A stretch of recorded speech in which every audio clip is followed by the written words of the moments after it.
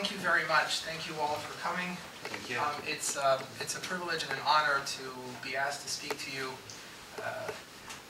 Baruch Hashem, Rabbi Stengel and I go back a long way, and I know that when he asks me to speak, I can't say no. It's always an important gathering.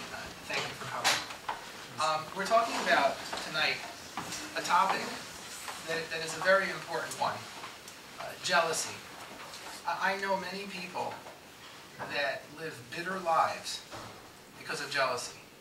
There are people who really have things pretty much okay. They have a family, they have relatively adequate livelihood. Maybe they're not very wealthy, but they have what they need. They have a roof over their heads. Their kids are in school. They even have honor and in the community where they live, and they even feel satisfaction giving to the community. Yet they don't feel fulfilled because they're jealous that others have more in those same areas than they do. And to some people, it's so painful that they can't enjoy what they do have. And sometimes it goes to the extreme where they even lose what they have because they're not paying attention and focusing with their own. Instead, they're focusing on others. I want to talk about jealousy tonight, and I want to discuss two very important ideals regarding jealousy. These are ideals that we can all relate to. They make sense. Anyone with common sense can understand what we're about to say tonight. And I think if we put these into practice, we will live happier and more fulfilling lives. How many of you know if it even says in the Bible that you're not allowed to be jealous? Does it? You know, usually we determine whether something is forbidden or permitted by whether God wrote it in the Bible. So I challenge you. How many of you have studied the Bible in some way, shape, or form? Raise your hands. All right. Okay, a little bit. You've looked through it a little bit. Okay, maybe I'm. But the question is, if I'm telling you that it's not a good idea to be jealous, it's got to be written in the Bible somewhere. If it's not written in the Bible, would you all agree? If it's not written in the Bible, then maybe it's okay to be jealous. Maybe there's nothing wrong with being jealous. Maybe it causes no harm, no foul. I'm not doing anything wrong. Where does it say in the Bible, from the beginning of Genesis to the end of Deuteronomy, where does it say anywhere in the Bible, thou shalt not be jealous? 10 Commandments? Yes. Did you guess that? It says it in the 10 Commandments. And by the way, of all places in the Bible for it to say the 10 Commandments are written, actually they wanted to put them in, did they manage to put them in public schools? I don't know. They wanted to write them, they're all over the United States, the 10 Commandments. Maybe the translation isn't so good, but the 10th of the 10 Commandments is thou shalt not covet, which is the English translation. But it basically means you shouldn't be jealous. You know what the Torah says? The Torah says you shouldn't be jealous of your neighbor's home, of your neighbor's donkey, if he has an animal that's more powerful than yours, of your neighbor's wife, and for the women of your neighbor's husband. You shouldn't be jealous of anything that your neighbor has. Now, God is telling Moses to write in the Bible, in the Torah, he's telling him to write a prohibition. In other words, thou shalt not feel jealousy towards another Jew. This is a very perplexing prohibition, and I want to share some thoughts with you. When the Torah says I'm not allowed to perform an act, I can understand. For example, on the Sabbath, a Jew is not supposed to light a fire. So that's an act. So God is telling me, don't light a fire. So, okay, it's the Sabbath today, I'm not going to light a fire. But how can the good Lord prohibit a thought? How can he prohibit the natural inclination? It's normal, it's natural for a person to feel jealousy. If I'm driving a beat-up 76 Chevy, and I'm driving down the street, and I see a brand new shiny Cadillac, my natural urge is to see, oh man, would I love to have that? Gosh, why do I have? And I'm going down the street, and then suddenly I break down somewhere, and this guy doesn't have to change his oil. It's probably free for a few times a year. He doesn't have to worry about, whatever, all the things I have to worry about on my car. It's natural to feel jealousy. How can God prohibit jealousy? It doesn't make sense. What's he expecting of us? He made us human. He made us with feelings. So it's natural to feel jealous. And what am I doing that's so bad? Am I hurting someone? Am I walking up to someone? I'm not going up to the guy in the Mercedes. He won't even open his window, or his Cadillac. But I'm not going up to him and, sticking my tongue out at him and making fun of him. I just would like to have his Cadillac. Why do I have to drive? Let him drive my car. I'll drive his. You don't want his Cadillac. You just want a Cadillac. Maybe. Let's see. We'll talk about it. It's a different level of jealousy. It's a different aspect of jealousy, and both exist. So let's talk about it. So one should be okay, no? Maybe. It's okay to maybe wish not. for a Cadillac. Maybe. Well, otherwise we'll be all driving Chevy 76. not that I have anything against Chevys, but Chevys can be very nice too. But let's talk about where it could be appropriate and it's okay, and where it's really not appropriate. Yes. I think it's also the media of jealousy. It could be good, used for good in the sense that you see a big Talmud Chacham, for example, and you really aspire to. The Gemara says, it's an excellent point. The Gemara says, based on the Gemara says, Kinas Sofrim Tar Bechachva. The jealousy of sages, Talmidei Chachamim, Torah scholars, increases knowledge. In other words, but that's a different kind of jealousy. When you're jealous of the Talmid Chacham, of a rabbi who's very learned, you're not saying, I wish he was as ignorant as I am, and I am as learned as he is. You're saying, let him be a scholarly Torah sage, and I wish I knew half of what he knew. And that motivates you to try harder. And that kind of jealousy, is a kosher form of jealousy. And the truth is, you can apply that to many different things. Like, I want to be as ambitious as another type of a person, or so on and so forth. But here we're talking about a form of jealousy that really eats us up inside. And I want to discuss that. First of all, I want to tell you that for God to prohibit a natural inclination, it has to be that we're able to control this with relative ease. God didn't give us a prohibition that's so difficult that only a relative few can overcome it. And the way we're explaining it now, it's virtually impossible for a person, unless we learn some new insight into this, which I hope to share with you, it's impossible to expect a person to not feel normal, natural, humanistic feelings. How can God command us to be different than human beings? And here's where we have to understand what's so wrong about jealousy and how we can overcome it. First of all, I want to tell you the two ideals I introduced at the beginning of the shir. I want to discuss the Ibn Ezra's approach. The Ibn Ezra is a Bible commentary, an early Bible commentary, I think a 10th century Bible commentary, who wrote a beautiful disposition, if you will, on this attribute of kinah. And he wrote it here on the pasuk of Lo Sachlon, on the verse in the Torah that you should not covet someone else's belongings. And he says like this. He says, it is natural for a commoner, for example, to not be jealous of the princess. Let's say you live in a country where there's a real king, not the king of England or something like that, a real king that has real power, and the queen, and the daughter of the king is a princess, and the son of the king is a prince. And you're a commoner. You know, in England, the commoner can marry the prince. That's because it's not, all right, it's not the same.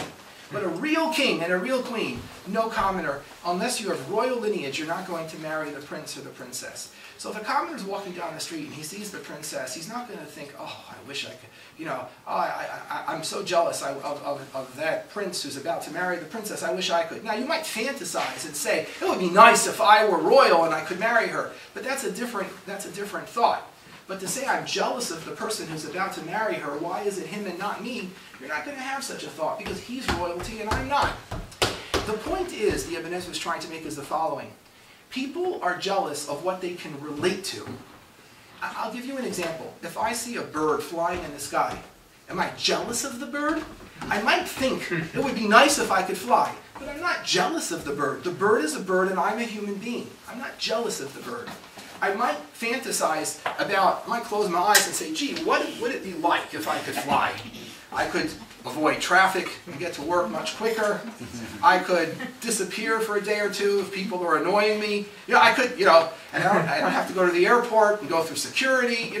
All these thoughts might enter my mind in one. But that's just fantasizing or thinking about what it would be like if I could fly. But am I jealous? Like, gee, I'm so jealous of that bird. Flying and me are not related. I know, and I've accepted, and I'm resigned to the fact that me as a human being, I as a human being, I'm not going to fly. It's fine. I've come to terms with that. So I'm not jealous of the bird. The truth of the matter is, says the Ibn Ezra, a fascinating idea. He says, the antidote to jealousy is faith. Faith. What? Faith? What does that have to do with jealousy?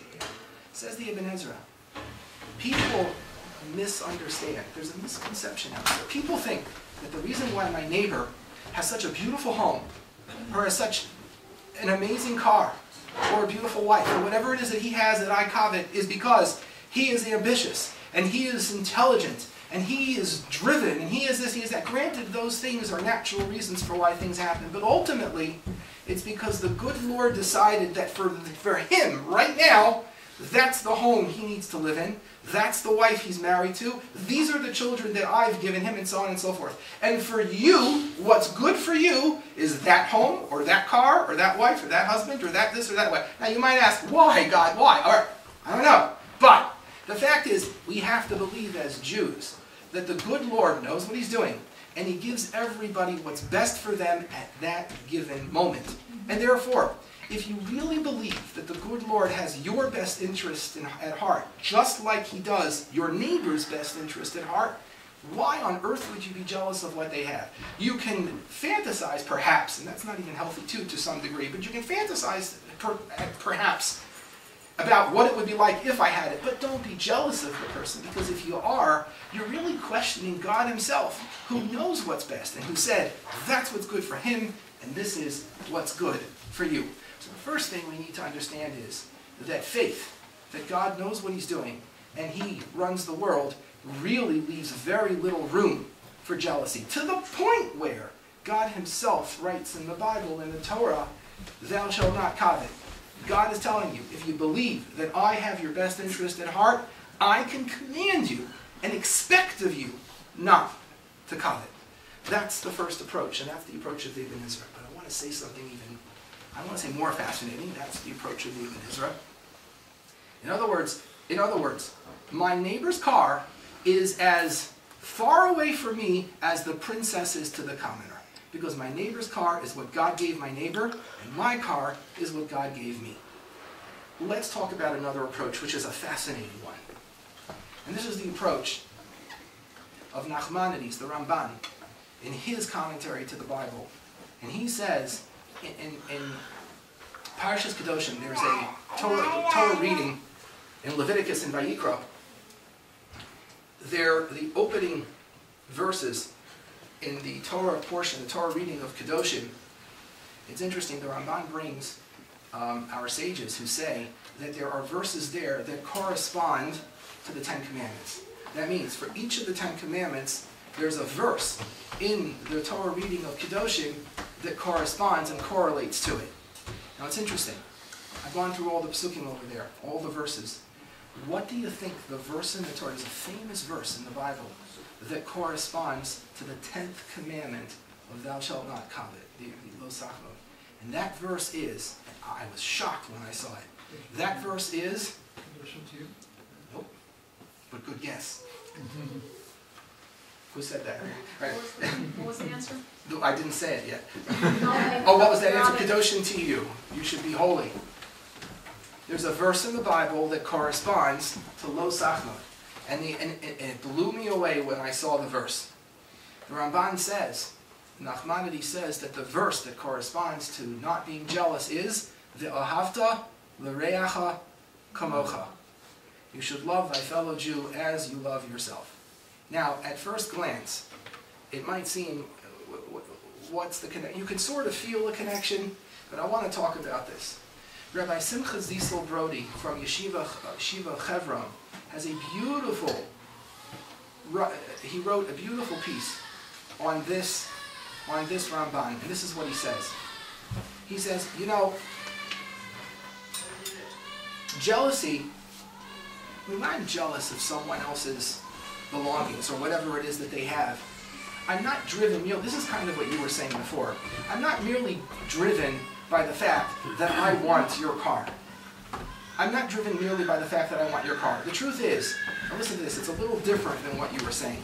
The truth is, imagine for a minute if my car was the best car on the road, and everyone else's car was worse than mine. Now the question is my car adequate or not? If it's enough and it satisfies my needs, I won't necessarily want a better car. I'm not going to look all over the world to see if I can produce or import or get a better car. This is the best car, and it's sufficient. Sometimes we're driven not by the fact that we want the other car, but by the fact that he has the other car and I don't. Now listen carefully to the difference.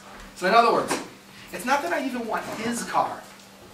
It's not that I want his car. It's that I can't come to terms with the fact that he has a better car than I do. Why can't I come to terms with that? Says Rabbi Stengel, he said, well, it's more than just peer pressure. It's the fact that I feel that I'm better than him. So I'm better than you, but you have a better car. Why do you deserve a better car than me?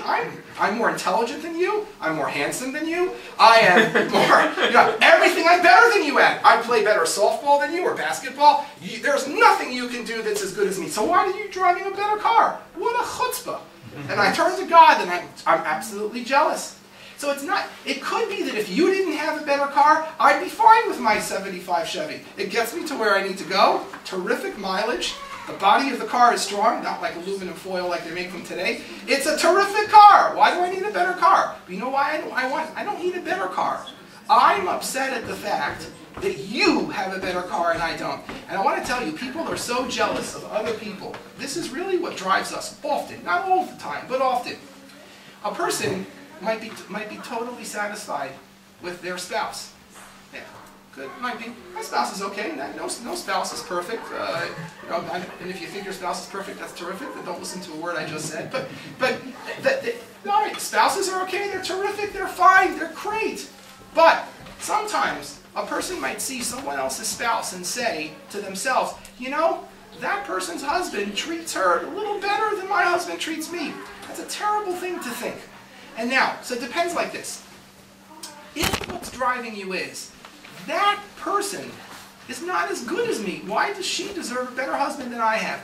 That's the jealousy that we're addressing over here. That person is not as good as me, why does he have a greater position at work or power or whatever it is than I do?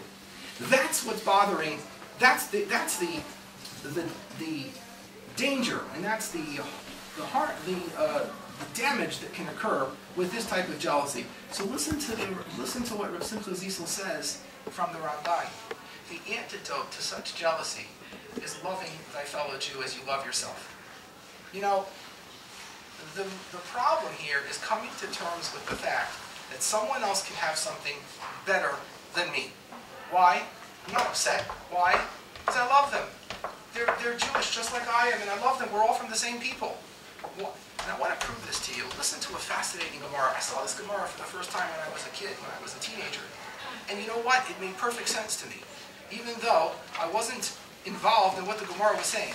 The Gemara says like this. People have a natural tendency of being jealous of everyone with the exception of two types of people.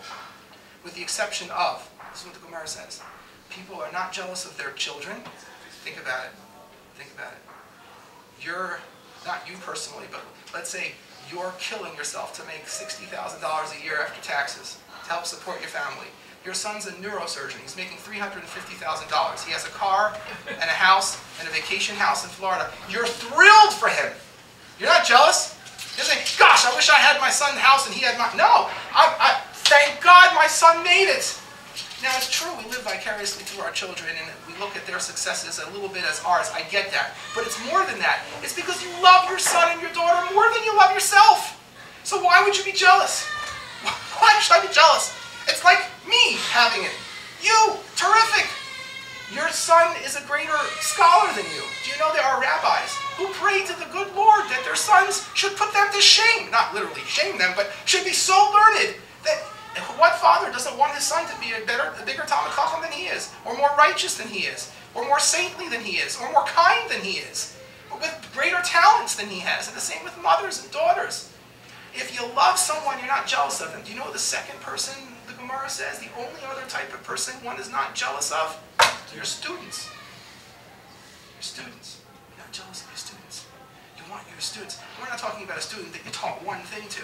Students that you spent maybe years molding, years putting your kishkas, your gut into that person, growing and molding, and a rabbi sees his student shine, and he speaks in front of 1,000 people, and he's giving a Torah lecture, and he's even greater than his rabbi, perhaps. And the rabbi sits there with a smile from ear to ear. Why? Why am I not jealous? This is terrible! Because everyone knows that's my student. He's my Seyadayim. Like These are the fruits. It's like a child. There you go. It's like a child. The Gemara actually says anyone who teaches Torah to another person is as if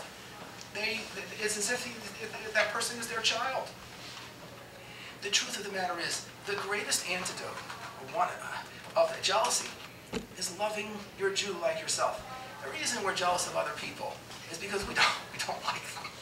We don't like them. If you like them, if you really, really like them, you know, imagine if you had a close friend, one of your best friends, and he or she got a promotion and you didn't. If she's really your best friend, you'd be happy for her because you love her. She's your best friend. If we practice though, Havta l'reacha kamocha, and we truly love our fellow Jews, we wouldn't be jealous. Now, how do you practice this across the board? In other words, there are Jews that are worthy of my love, you might think. They're respectable citizens. They behave appropriately. They are a pride and joy to our nation, and it's easy to love them. But unfortunately, there are also people among us who have faults. Some of them, yes. Before you go, can you define love? Because our terms of modern day love is probably different, I believe. The modern day love is a self-centered love. You love what makes you feel good and what makes you happy. That's not what love is in the Torah. Right. Right. Oh, so it seems you were touching on So that. I was just hoping that you Right. could like extrapolate something. Love, right.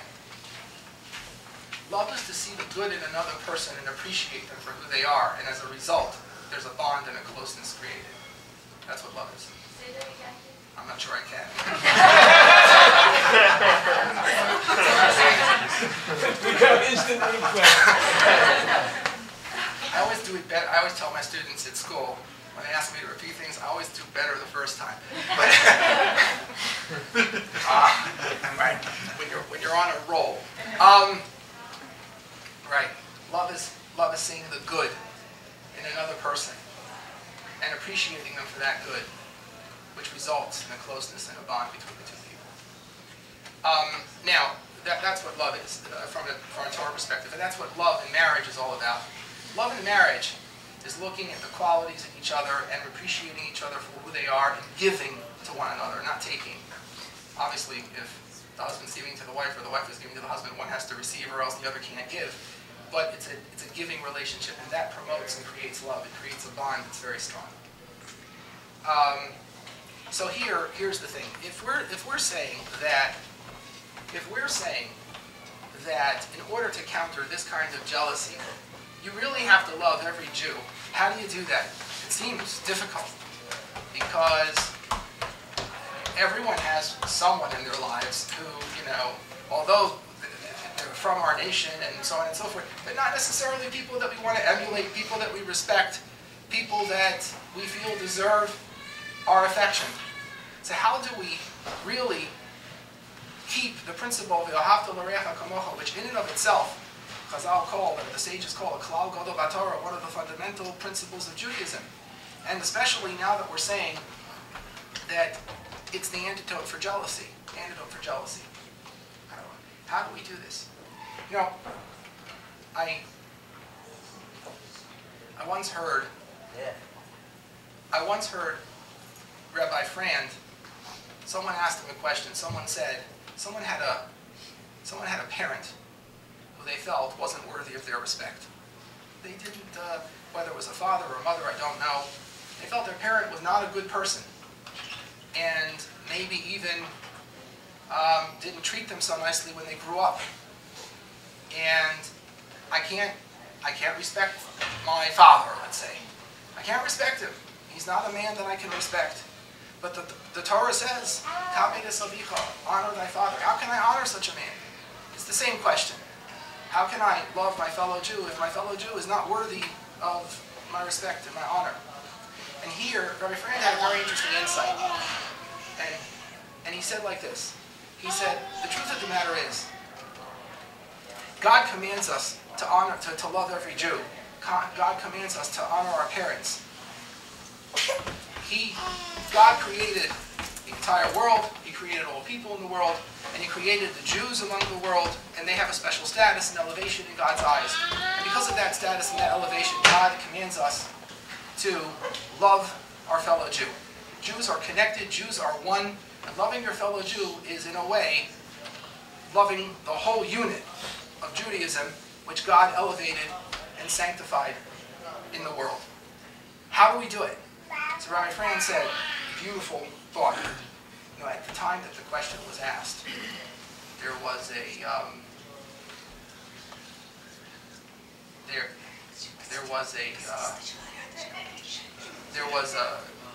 individual in New York City that was on trial.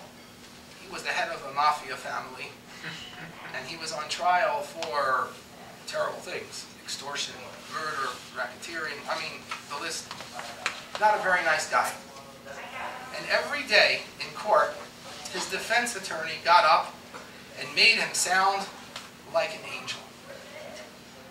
He supports hospitals. He supports orphanages. I have pictures of him visiting the homeless and the sick and the elderly. He's so sweet with his kids. The etc., etc. And there was even video footage presented in court, if the judge allowed it, about what a sweet, kind-hearted person this was. This person who was responsible for really some terrible, terrible things. And he was put away for life, thank God. But at the time of the trial, his defense attorney got up and literally, if you didn't know any better, you'd want to invite this guy over for tea. Right? If you didn't know any better. So, now, what's the point that Rabbi Stengel was trying to make? His point was that when God commands us... Now, before I get to the point, why was this defense attorney making this fellow sound like an angel on earth? Because it was his job. That's what he was paid to do. He was paid and hired to make this fellow sound as great as possible so that he would get off or a lighter sentence or whatever it was. But that's what he was paid to do. That's his job. We have to look at loving every fellow Jew, loving every Jew as if it's our job. If God commands us to do it, it means this is what we're supposed to do. How do we do it? The same way the defense attorney did. We have to take the approach that even if you see a Jew that's not so great in your eyes, you have to look. If you were hired to defend this person, you would find all of his qualities and all of his traits. And believe me, we're not talking about loving a Jew who's a mafia fellow, the head of a crime family and all that. That's not what God is asking of us. The Jews are not that bad. Everybody's pretty good.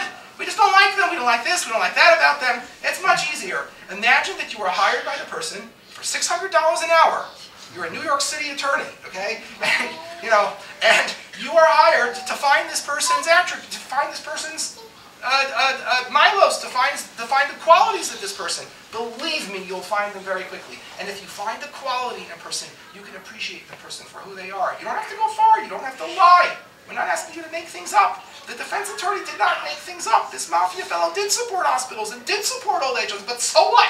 He did terrible things at the same time. And how did he get the money to support these institutions? But we're not asking you. Your neighbor is not like that. Your neighbor is a person who might have faults, but also has qualities.